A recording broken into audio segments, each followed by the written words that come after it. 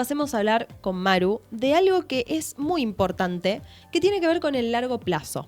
Porque el aguinaldo, por ejemplo, es algo que también podríamos pensar a la hora de si ya hiciste todos estos pasitos que te aconsejó Daniel, no tenés deudas, a lo mejor ya tenías parte de tu salario pensado para gustos, entonces no necesariamente lo vas a usar para eso. Bueno, tuviste en cuenta todo esto que te dijo Daniel y ahora decís, lo quiero invertir pensando en el largo plazo.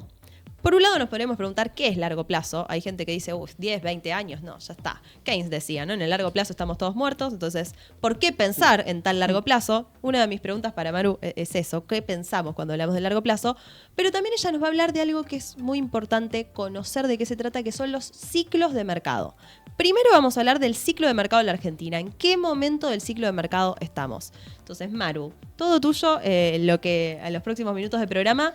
Primero, ¿qué es largo plazo? ¿No? Porque vos, en definitiva, hoy nos trajiste dos temas vinculados a eso, al horizonte que queda más lejos. Sí y no, porque Okay, a ver, me gusta. porque en realidad el tiempo cíclico para mí es el tiempo intermedio, es el tiempo que no está ni en el corto plazo ni en el largo plazo. Lo que pasa es que uno habla de 3 años, 5 años y comúnmente como la gente quiere invertir rápido, 3 años, 5 años le parece una eternidad. Largo, claro. Pero no. es otra cosa, porque las velocidades, los rendimientos que podés lograr en una tendencia cíclica son mucho más acelerados que los rendimientos del largo plazo. Bien. Por ejemplo, si hablamos de Argentina, si bien no tengo acá el dato, pero es menos del 10% el rendimiento que da ese largo plazo. El largo plazo que, ¿cómo yo lo defino? La tendencia estructural. ¿Cuál es la tendencia estructural? Aquella en la cual vamos a buscar en cada una de las crisis. Uh-huh. En cambio, la tendencia cíclica tiene una velocidad superior. El tema es de que tiene una velocidad alcista y otra bajista, por eso Claro. es un ciclo. Claro. Y ahí es cuando se completa el ciclo y volvés otra vez a la tendencia estructural. Entonces, no es exactamente lo mismo, o sea, si bien comúnmente se lo llama a largo plazo, pero a mí me gusta hacer como esa diferencia porque justamente es uno de los errores más comunes. Cuando estás tantos años en la tendencia de un ciclo, 5 años por ejemplo, la gente cree que ese es el largo plazo. Claro. Entonces proyectás con esa tendencia hacia 5 años hacia adelante. Pero quizás el ciclo ya está terminando y te olvidas que la velocidad estructural es mucho más lenta. Espectacular. Entonces esto me afecta directamente a la hora de invertir. Totalmente. Los ciclos afectan totalmente. De hecho, a mí, o sea, me encanta como todo el tiempo se escucha hablar de bull markets, bear markets, que son justamente la tendencia alcista de un ciclo, la tendencia bajista de un ciclo. Sí. Sin embargo, nadie quiere estudiar los ciclos, entonces Claro. no lo entiendo. Entonces que algo está faltando ahí. Yo creo que sí.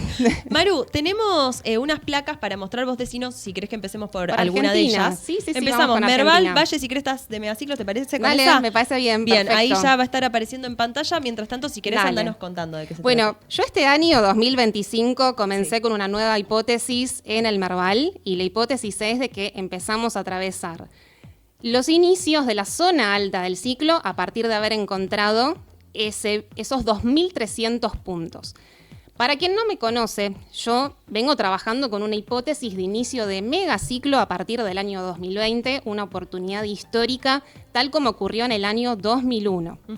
Es una hipótesis compartida en la cual reiteramos durante el año 2021 y que luego fueron pasando los años y durante años como el 2023 y el 2024 yo compartí una nueva hipótesis que es ya salimos de la parte baja, los precios de crisis ya pasaron, llegamos a la zona intermedia, la zona ya que corresponde a la tendencia, la zona donde están las valuaciones justas, vamos a decir a medio camino de lo que vemos en este gráfico, pero que ya en el 2025 al encontrar estos 2.300 puntos, yo trabajo con la hipótesis de zona alta. Es Bien. decir, yo considero que ya el riesgo cambió. Bien. Entonces, cuando yo considero esta hipótesis de zona alta y sobre todo cuando vemos este gráfico, enseguida lo que uno está asociando es estamos en la cresta de una burbuja, como fue en la década de los 90, en el 2017. Y a ver, yo lo que digo es, no creo que estamos en una zona de exageración como fue en el 2017, pero sí estamos iniciando la zona alta. Quizás si queremos tomar un punto de comparación, podría ser el año 2007. Uh-huh. O sea, un punto en el cual comienza el riesgo de bear market. Ok. Porque, a ver, yo lo que quiero explicar es lo siguiente. O sea, bajo la teoría de los ciclos, no vemos altibajos, sino que nosotros lo que vemos son excesos y ajustes, entendiendo que al punto medio siempre volvemos. Entonces, ¿de qué manera va a haber un bear market si hay excesos? Es decir, no si la bolsa cotiza barata, no si cotiza a un precio justo, sino si hay excesos. O sea, está cotizando ya a valores por encima de lo que es una evaluación de un escenario justo. Entonces, si hay excesos, tarde o temprano eso hay que ajustar. Bien. Por lo tanto, yo interpreto que ya la relación del riesgo cambió, aunque por supuesto todavía está esa expectativa a futuro de llegar a esa gran cresta del megaciclo. Te pregunto algo que se me ocurre que quizá, no sé, una pregunta que se puede estar haciendo alguien del otro lado. Estamos en un momento donde mucho se habla, digamos, dejando de lado fanatismos políticos, pero imaginando que hay alguien que, porque hay distintas opciones, ¿no? O distintas, en realidad, creencias muchas veces en política también. Pero alguien que dice, no, más o menos entiendo que el rumbo de este gobierno o las medidas que aplica son pro mercado, más allá de si me gustan o no, o el mercado las lee positivas. Y creo que a este gobierno le va a ir bien en las elecciones, entonces que va a tener como un camino todavía para que le vaya mejor. Que el mercado nos esté mostrando esto de techo en la tendencia, ¿no? O que se acerca ahí. Quiere decir que, digamos, ¿qué tan difícil es que se rompa eso para arriba? Que de pronto, si yo creo que igualmente se vienen mejores noticias, más positivas, que el riesgo país va a caer, que, no sé, que la inflación va a seguir bajando, que al gobierno le va a ir bien en las elecciones de medio término, entonces va a poder hacer reformas fiscales, por ejemplo, que antes preguntaba Daniel, ¿cuándo se vienen las reformas fiscales? Y que por eso me estoy poniendo en el escenario más optimista, ¿no? Que de pronto me vas claro. alguien pincha la burbuja y dice, dice, caer a realidad. Manejarlo como una posibilidad. Claro, pero digo, y entonces si eso todo va saliendo bien, la Argentina está un poco reactivando la economía, empieza de a poco a subir el salario real, cae la inflación. De pronto se puede plantear y si Javier Milei reelige y tiene 4 años más para seguir en este camino, ¿qué tan difícil es que eso se rompa para arriba? Bueno, primero que esa resistencia está marcada hace años. Por eso te lo pregunto. Y era un objetivo que, de hecho, cuando yo compartí este gráfico, parecía una locura llegar ahí. Entonces, yo no comparto las líneas tratando de hacer predicciones mágicas, bueno, acá va a cambiar la tendencia, sino que a mí esto me ayuda a armar una guía. Entonces, yo, si soy compradora, que soy una compradora cíclica, me encargo de comprar específicamente a precios de crisis, siempre voy a comprar lo más cerca de ese soporte, y en la medida de que yo me acerque a esa resistencia, significa que estás a precios bastante similares de lo que fueron crestas del pasado, y en vez de ser compradora voy a ser cuidadosa, porque de hecho vengo acumulando ganancias durante muchísimos años. Entonces, si bien, por eso digo, podemos estar en la zona alta del ciclo, pero sin embargo no encuentro una situación lo suficientemente exagerada como pudo haber sido el 2017, lo cual me parece perfecto tener esa expectativa a futuro. Pero estamos como en terreno de prudencia. Claro, ¿por qué? Porque a partir de acá... Por más que estés optimista con lo que pase con ¿Por qué? Porque, por ejemplo, si tomamos el ciclo que comenzó en el año 2001, su cresta final fue en el 2017, pero en el medio tuviste ciclos menores. Claro. Esos ciclos menores fueron caídas del 65%, del 70%. Yo lo que estoy diciendo es de que hay algunas variables, de hecho ahora vamos a ver, por ejemplo, el dólar, que me está diciendo, hay exageraciones, no como en el 2017, quizás como puede ser en el 2007. Bien, pasemos a mostrar si querés la placa del dólar, así ya directamente nos vas contando viendo esta segunda imagen. Dólar libre real es el título acá, espectacular. Sí, porque a ver, en el fondo, cuando yo analizo a los ciclos de la bolsa, antes lo que hago es analizar el ciclo de la moneda, entendiendo que el Merval va a ser un espejo directo de lo que hace el dólar. Es decir, esta apuesta de un nuevo inicio de megaciclo en el Merval es porque en realidad es la apuesta de un inicio de megaciclo en el peso. Claro. Es decir, si usamos la imaginación, este gráfico es exactamente el mismo que estábamos viendo en la pantalla anterior, solamente que está patas para arriba. Claro, invertido. Ahora las crisis están en los techos y los auges están en el piso. Porque, ¿qué es lo que ocurre en cada crisis? Obviamente, la gente está refugiándose, tiene miedo, demanda dólares, un dólar que termina quedando carísimo, o sea, un peso que termina quedando demasiado barato, y digamos, analizando los ciclos, uno lo que apuesta es de que las crisis siempre vas a salir. Entonces, más temprano que tarde, cuando te das cuenta de que la actividad económica vuelve a reactivarse, es lo que pasa después con la moneda, termina apreciándose. Claro. Entonces, es lo que vemos, ¿no? O sea, cómo en estos 5 años, efectivamente, nuevamente está esta apreciación del peso, al haber alcanzado un dólar, una cotización similar al año 2002, acá vuelvo a lo mismo. ¿Por qué la hipótesis de esta nueva oportunidad similar a lo que fue la crisis del 2001? Bueno, porque el dólar justamente llegó nuevamente a esos valores. Entonces, si yo lo que digo es que en la medida de que haya apreciación del peso, es por eso que yo estoy invirtiendo en el Merval. O sea, a mí me gusta decir que es un carry trade lo que yo hago cuando vengo a invertir a Argentina. Entonces, la pregunta es, ¿cuánto más recorrido de apreciación del peso hay? Porque incluso ante este escenario positivo que mencionás, es un escenario de estabilidad. Bien. Y un escenario de estabilidad, si eso implica que la moneda va a estar estable, el mismo reflejo va a tener el Merval. De hecho, en los 90 pasó. Claro. 10 años de una moneda planchada, 10 años de un Merval planchado. Sí, perdón. ¿Puedo hacer la siguiente Sí, por aclaración? favor. O sea, los ciclos, o sea, entendamos que las grandes alzas en realidad hablan de volatilidad, y la volatilidad te habla de que el país no es serio. Claro. La estabilidad te mata la volatilidad. Ujú. Entonces, estas grandes alzas siempre se van a generar gracias a grandes crisis. Claro. Si a futuro la expectativa es extremadamente positiva, Merma esa volatilidad. va a matar al ciclo, y en todo caso lo que va a ayudar es a la otra tendencia, la que preguntabas, la de largo plazo, la estructural. Bien. Yo soy inversora cíclica. Tenemos otra placa, señales de cambio de tendencia sin activar. Para Sí. que nos expliques y con esta terminamos con esta parte. Claro, porque, o sea, yo lo que digo es, solamente va a haber riesgo de bear market si hay excesos. Yo a partir de este año estoy trabajando con esa hipótesis que no trabajé durante estos años anteriores porque no estábamos en la zona alta, ahora sí. Entonces, primer punto es esto, ¿no? Detectar el exceso, porque entendemos que luego hay un ajuste que te devuelve por lo menos al punto medio. Pero el punto siguiente es analizar la tendencia, porque que un activo puede estar caro, suponiendo que es correcta mi hipótesis, obviamente que puede seguir estando más caro, Claro. y más, y más, y más, y seguir. Entonces, por eso analizamos la tendencia.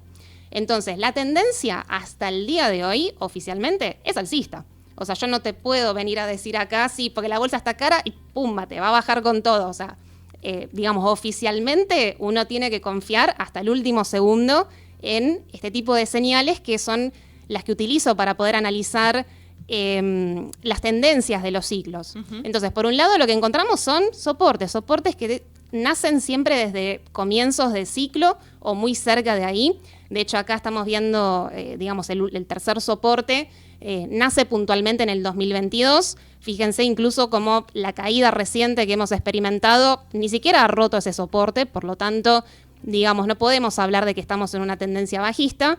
Tenemos otros osciladores, estos, bueno, son técnicos, yo los utilizo en visión mensual, osciladores que normalmente se suelen utilizar en visión diaria, pero yo los utilizo mensual porque van trazando muy bien estos movimientos Claro. cíclicos de 3-5 años.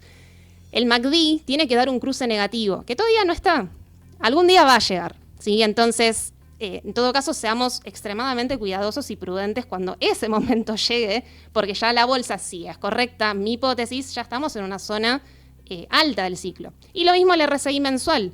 En algún momento se va a perder la zona de 50, que es la zona donde también es una fuerte señal de cambio de tendencia, algo que hoy todavía no está pasando, pero esto va a pasar. O sea, yo lo que digo es de que de acá en adelante la idea es tratar de ser prudentes. Quizás, a ver, puede sonar un poco tonto lo que voy a decir, pero estos son los momentos donde tenés que planificar una estrategia de salida y tener algún límite, vamos a decir un stop. Algo que quizás es tonto porque uno diría, bueno, ¿quién no usa stop? Bueno, yo no uso stop. Claro. Yo cuando compro en las crisis estoy dispuesta a perderlo todo. Y Claro. si pude mantener mis posiciones durante todos estos años, ¿cómo hago para acumular semejantes ganancias en 5 años con un stop loss en una bolsa donde el 30% es una corrección de corto plazo insignificante? Claro. No podés usar stop loss. Entonces, a partir de ahora, sí, tengo que poner un límite. En mi caso, ¿cuál es mi límite? encontrar estas señales de cambio de tendencia. Espectacular, Maru. Estaba pensando qué importante el manejo de las emociones y la disciplina a la hora de invertir de esa forma. Habla de la trayectoria del tiempo que hace que estás en esto, porque quizá no es para cualquiera, digamos, decir, compro sin stop loss.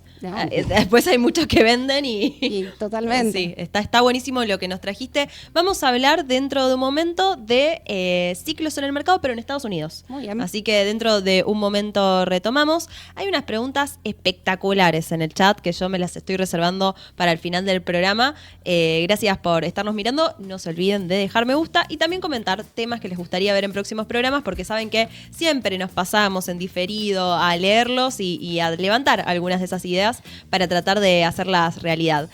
Déjame, como siempre, recordarte la importancia de mantenerte capacitándote, ¿no? Estos programas son súper importantes para que te lleves toda la información de qué es lo que está pasando ahora en el mercado, pero después tenés que hacer la tarea de aprender, capacitarte y formarte. Esto es fundamental a la hora de manejar nuestro capital y para eso están los cursos de la Escuela Argentina de Finanzas Personales. Ahí en el chat una persona preguntaba ¿cuándo era uno de los cursos que voy a estar dictando yo? Mira, casualmente es este sábado. El ABC para empezar a invertir, lo voy a estar dictando yo. Se lo recomiendo a cualquier persona que está dando los primeros pasos, que parte de cómo gestionar su capital, cómo acomodarse financieramente. Hablamos de ingresos, de gastos, hablamos de deudas también. No nos podemos meter a invertir en el mercado de capitales si no tenemos, aunque sea una pequeña radiografía de cuál es nuestra situación patrimonial inicial. Así que un curso recomendado para ese perfil, pero después hay muchas más capacitaciones.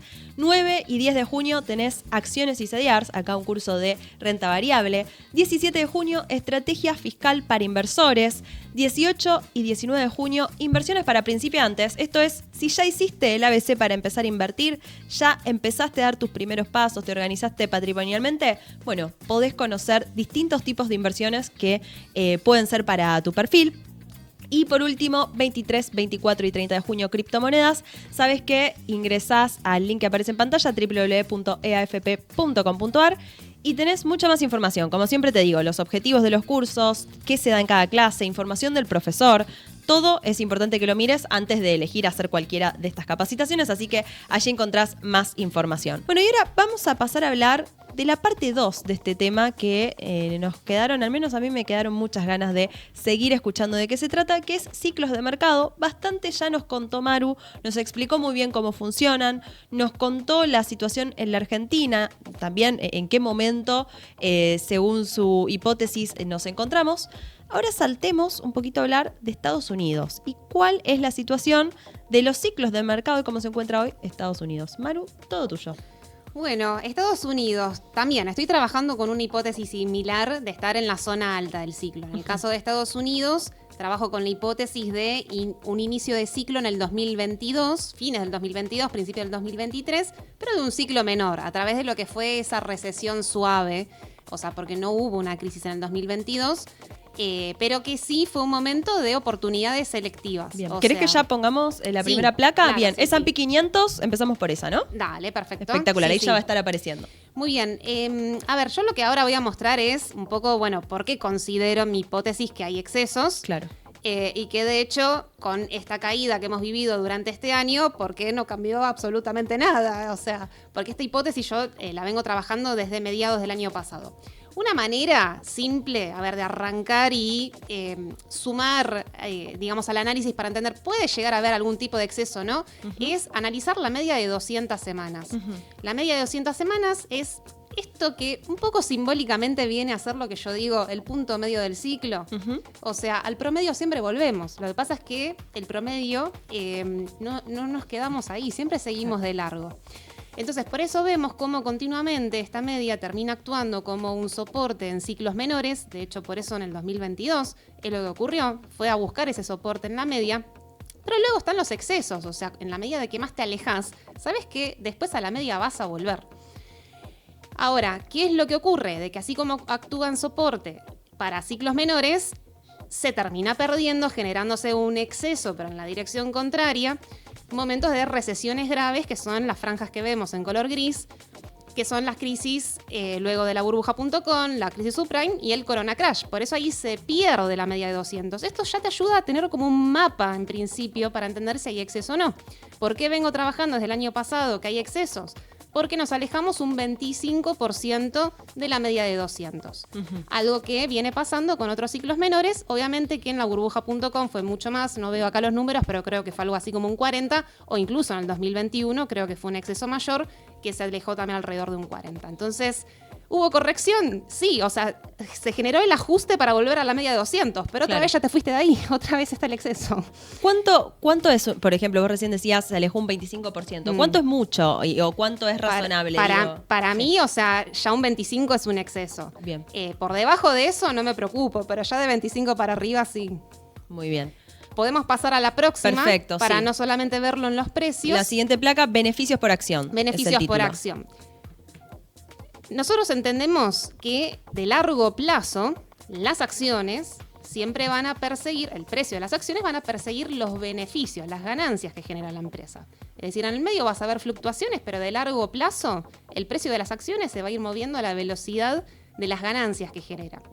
Entonces, si vamos viendo como de manera cíclica, si bien, o sea, a ver, en el largo plazo van las dos variables de la mano, es decir, el precio en turquesa, las ganancias que vemos en color azul, que son las ganancias por acción de los últimos 12 meses, o sea, van en sintonía, pero de manera cíclica se generan brechas, se generan alejamientos. Esto también es un buen indicio para pensar si hay excesos o no, porque desde ya que estamos viendo que luego del 2022, en este nuevo inicio de ciclo menor, el precio subió, pero también las ganancias fueron subiendo, lo cual está muy bien. El tema es que no lo hicieron en las mismas velocidades, generándose esa brecha que estamos viendo con esta flecha, digamos, ahí en color rojo. Por eso también el año pasado he compartido esta hipótesis, donde esta caída reciente ayudó a regresar a la variable de abajo, a la variable azul. Es decir, estamos corrigiendo ese exceso, pero ya otra vez con el rebote, otra vez te volviste a exceder. Claro. O sea, el peligro está. Bien, entonces, a ver, ¿esto también qué significa? Bueno, por supuesto, cada uno invertirá a su manera, pero a mí, en mi caso, que yo invierto en los momentos críticos, momentos de crisis, o sea, yo siempre voy a buscar que los precios estén por debajo de las ganancias. Y de hecho, ojo, no solamente eso, sino que yo invierto cuando hay pérdidas. Claro. Ni siquiera hubo pérdidas, las ganancias, o sea, las empresas estuvieron ganando plata durante este año. Entonces, nada, digamos, lo que quiero decir es que estos movimientos volátiles que vimos durante este año no cambiaron absolutamente nada, ¿no? Y tenemos excesos ya desde el año pasado, algo que está pasando todavía al día de hoy. Bien. Si querés, podés pasar a la siguiente placa, Forward Price to Earning Ratio. ¿Qué significa este ratio? Porque eso está bueno explicarlo para el que no conoce la parte técnica. Bueno, es uno de los ratios fundamentales por excelencia, que lo que hace es comparar el precio de las acciones con las ganancias. A ver, es un ratio que, a ver, a grandes rasgos, ¿sí? Lo que vamos a entender es de que siempre hay un promedio ubicado más o menos en 17, y donde cuanto más nos alejamos de ese promedio es porque más exageración hay. O porque en general nos va a estar hablando de que hay demasiado optimismo que justifica ese optimismo pagar precios muy elevados, o al revés, que el escenario es tan negativo como en el año 2008, donde los ratios son bajísimos por todo el pesimismo, porque la expectativa hacia futuro es un desastre. Entonces, por ejemplo, en el año 2021, que es ese circulito que está marcado ahí, yo en aquel momento yo trabajé con la hipótesis de estar en zona de excesos, zona peligrosa 2021. Y tenemos nuevamente un ratio PER que ya desde el año pasado estamos en valores muy similares, ubicados más o menos en 21. Entonces, obviamente que siempre te podés desequilibrar mucho más. Pasa que yo no me genera un interés comprar a estos precios, claro. Salvo, a ver, obviamente, siempre algo muy selectivo se puede encontrar, pero no es que yo acá voy a ser agresiva, yo voy a ser agresiva, a grandes rasgos voy a decir por debajo de esa línea, y claramente por debajo. Eso te iba a preguntar, Maru, porque me imagino, digo, por ejemplo, en el caso de Argentina, esto, no sé, me dirás vos si es casualidad o suele pasar que cuando encontrás estos momentos de excesos, en al menos ahora es tanto en Estados Unidos como en Argentina. Entonces, ¿te pasa que hay momentos, o capaz me decís, no, mira, justamente para evitar que me pase que varios mercados están en zona de excesos, sigo otras alternativas? ¿O te pasa en algún momento que las que seguís están todas en momentos de excesos? ¿Y qué haces ahí? Porque quizá me dirías, no invierto. Y entonces, si vas acumulando capital, lo mantienes líquido, ¿en qué alternativas los dejas? Sí, no pasa siempre. O sea, convengamos que así como en el 2021 estoy mostrando que había excesos en Estados Unidos, 2021 Era todo en lo Argentina. contrario. Era la Claro. oportunidad de exceso bajista en Argentina. Sí. O sea, oportunidad de compra. Entonces no siempre pasa. Claro. Pero ¿y un momento momento donde te sucede así? ¿Qué haces? ¿Te quedas esperando? A ver, el primer Sí. paso siempre es mantener un activo, ¿no? Claro. O sea, a ver, de hecho en Argentina, o sea, yo lo que estoy compartiendo es de que sí, la bolsa puede estar cara, vas a mantenerlo el mayor tiempo posible, en todo caso hasta que lleguen las señales de cambio de tendencia. Entonces, no es que uno sale inmediatamente, o sea, tiene que ver realmente y decir esto es una ya tendencia bajista. Claro. Pero digo, con liquidez nueva, cobras, Bueno, o uno va no, invirtiendo busco todos otros los meses. mercados. Otros mercados. Sí, totalmente. A ver, si bien yo, por ejemplo, en China he compartido la oportunidad 2022-2024, pero por ejemplo China es un país que yo considero que en este momento no está en la zona alta del ciclo. De hecho, ni siquiera todavía está confirmada la tendencia alcista de ese ciclo, si es correcta la hipótesis compartida. Bien. Entonces tenés otros países, creo que Brasil no está en la parte alta del ciclo. ¿Hay algún tiempo estándar para lo que es el movimiento del ciclo? ¿O dependerá de cada economía? ¿O es completamente de cada situación, digamos? Los ciclos menores, en general, vamos a estar hablando de entre 3 y 5 años, y ya cuando hablamos de los ciclos mayores, o sea que hay ciclos menores adentro de un ciclo mayor, el ciclo mayor es el que está comprendido entre grandes crisis. Y vamos a decir que a grandes rasgos, una década tiene que pasar para una gran crisis hasta otra gran crisis. Perfecto. Tenemos dos placas más. Una que dice tasa de desempleo. Vos sabés que este gráfico me resultó curioso justo cuando me mostraron que lo traías porque le voy contando a la audiencia. El martes voy a traer aquí a qué hacemos con los pesos algunos datos similares con esto y algo que nos estaban preguntando en el chat que es el déficit en Estados Unidos, la deuda en Estados Unidos y también se vincula con el desempleo, digamos, cómo se mueven estas dos variables. Vos ahora nos vas a hablar de desempleo. De desempleo puntualmente, ¿por qué? Porque vamos a hablar del ciclo económico y el ciclo económico es el gran ciclo, ¿sí? Este que va entre crisis y crisis, o sea, el que va entre cada una de estas franjas en color gris que son las recesiones graves. Entonces, para no perder de foco que estamos realmente en un ciclo que ya está muy maduro, porque lo que va trazando muy bien todo este avance de los ciclos es justamente el empleo, donde desde ya en los momentos de crisis tenés una zona de desempleo altísima y en la medida de que tengas camino positivo por delante, obviamente que es un recorrido positivo también para la bolsa, el ciclo continúa. Claro. El tema es que cuando ya vas llegando a la zona de pleno empleo, o sea, cuanto más abajo estás, ¿cuánto más podés mejorar? Esa es la pregunta. Y como vemos, para mí fue un ciclo muy rápido, luego del Corona Crash, con toda esa batería de medidas expansivas que tomó la Fed, que si bien obviamente está bien que las haya tomado en el sentido de tenés que ayudar, obviamente, a que no se profundice el desempleo. El tema es de que para mí, por ejemplo, un año como el 2021 era un año para empezar a retirar esas medidas y no que el desempleo mejorara de una manera tan abrupta, porque, a ver, la contrapartida de todo esto es de que llevaste a un ciclo ya muy maduro. ¿Cuánto más lo podés mejorar en este momento? Entonces, a ver, obviamente que uno siempre puede invertir, o sea, yo no quiero tampoco llevar como ese mensaje como catastrofista ni nada, o sea, yo lo que trato de hacer es como, bueno, sentemos cabeza, ¿no? De dónde estamos. Si ves una oportunidad, excelente, pero tratemos de ser como muy estrictos con los precios que vamos a comprar, porque todo esto me va diciendo, bueno, es un ciclo maduro, es más probable que estemos más cerca del final que de su comienzo del año 2020. De hecho, en el chat decían, por ejemplo, porque esta visión que nos traes de Estados Unidos en un momento donde hay que prestar atención, si conviene o no invertir, se repite en varios invitados que hemos tenido aquí en el programa. Y en el chat, por ejemplo, decían, bueno, a lo mejor hay que mirar como cuestiones muy selectivas en ese mercado. Exacto. Casos, si es que te gusta Tesla, Correcto. decían, aprovechá. Si a vos te gustaba Tesla, hoy te tiene que gustar más, porque con la caída que tuvo...